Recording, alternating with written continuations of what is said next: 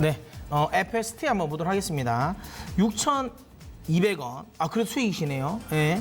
20% 한일 무역 전쟁 피해주로 묶였는데 자회사 오로스랑 그다음에 이솔 생각하면 수혜주 아닌가요? 내년까지 가져가려 합니다. 진단 부탁드립니다라고 하셨습니다. 최근에 사실 제가 이제 FST와 관련된 이야기를 좀 했습니다. 좀 많이 했죠. 왜냐하면 지난주에도 제가 이제 그 원맨쇼를 통해서도 좀 설명을 했습니다. 그러니까 일본의 수출 규제와 관련된 부분에서 오히려 수혜가 될 수 있다. 정확하게 이해하고 계신 겁니다. 그러니까 FST가 하고 있는 사업 자체가 일단 기본적으로 두 가지거든요. 칠러랑 그다음에 이제 펠리클인데 사실 이제 펠리클 관련해 가지고는 칠러 쪽은 일단 한번 이제 이 반도체 제작하는 과정에서 이 그러니까 이 환경 내에서 온도를 제어하는 장치라고 보시면 되고, 이거는 말 그대로 한번 설치하고 나면 그 다음에 없기 때문에 끝납니다. 근데 어쨌든 이제 매출 관련 부분에서 가장 큰 그래도 의미가 있는 건 펠리클 쪽입니다. 펠리클이라는 건 흔히 말하면 이 노광 공정에서 이제 이 포토마스크에서 이 레이저를 이 자외선을 쏴서 여기 이제 쓰면 웨이퍼에 찍는 거죠. 찍는데 이거 찍는 과정에서 불순물이 튀어 올라오는 거죠. 그러면 포토마스크 같은 경우가 한 장당 한 5억씩 합니다.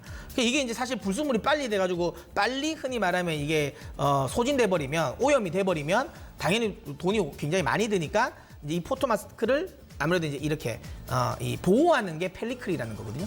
그걸 이제 주력으로 하는데, 최근 들어 EUV 관련 부분에 대해서 이제 이 펠리클을 지금 개발은 했습니다. 물론 양산이 안 되고 있어요. 근데 만약에 일본 쪽에서 그러니까 EUV 지금 노광 공정 관련 부분을 지금 계속 좀 타겟팅을 잡고 있지 않습니까? 추가적인 제재가 나온다면 이 펠리클 관련 부분도 좀 제재가 될 수 있다. 이게 사실 지금 현재 약간 양산 체제로 돼 있는 게 일본 쪽이거든요. 그래서 물론 우리나라는 SNS텍이랑 그다음에 FST 이 두 회사가 있는데, 근데 이게 아직까지 개발은 됐지만 양산은 아직 안 됐어요. 수율이 안 맞춰진 거죠. 그래서 만약 이쪽까지 들어간다면 사실 삼성 관련 부분은 좀 이제 안 될 수도 있다라는 건데, 오히려 그렇게 된다면 이쪽 관련 부분은 더 수혜가 맞죠. 저는 그런 생각을 하거든요. 그리고 지금 이 시청자님 이야기하신 것처럼 오로스 같은 경우는 자회사를 통해서 원래 덴코가 독점하고 있던 웨이퍼 계측기 계측 장비 시장 쪽에서 독점을 깼죠. 그 다음에 또 이솔 같은 경우가 그러니까 노광 공정에서 이제 이 검사 장비죠. 포토마스크 검사 장비 관련 부분에 가지고 사실 원래 이거는 레이저텍이라고 해서 일본 회사가 독점을 했거든요. 근데 이거를 지금 이솔을 통해서 개발을 했습니다. 조금 더 싼데, 대당 가격이 더 싼 가격으로 일단은 나왔다.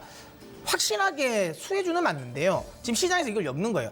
그거는 그렇다 하더라도 결국에는 만약에 생산이 무너지면 결국 이거 판매 못하는 거 아니냐라는 걸로 피해주를 엮인 겁니다. 제 개인적인 생각에는 그렇지만 결국에는 이건 조금 억울한 면은 있습니다. 다시 한번 얘기하지만 일본의 레이저텍이 검사 장비, EUV 관련 이제 검사 장비를 만드는데 그 회사가 시총 1조가 넘어요. 지금 이 회사 같은 경우가 지금 시총 2천억이 안 되거든요. 똑같은 장비를 만드는데 시총 차이가 많이 납니다. 지금 물론 그만큼까지는 못 올라가겠지만 충분히 저는 자회사 효과도 볼 수 있다. 좀 지금 싼 가격은 맞다고 봅니다. 들고 가신다면 좀 더 들고 가시고요. 내년까지 좀 충분히 들어간다고 봅니다. 홀딩 의견 드리도록 하겠습니다.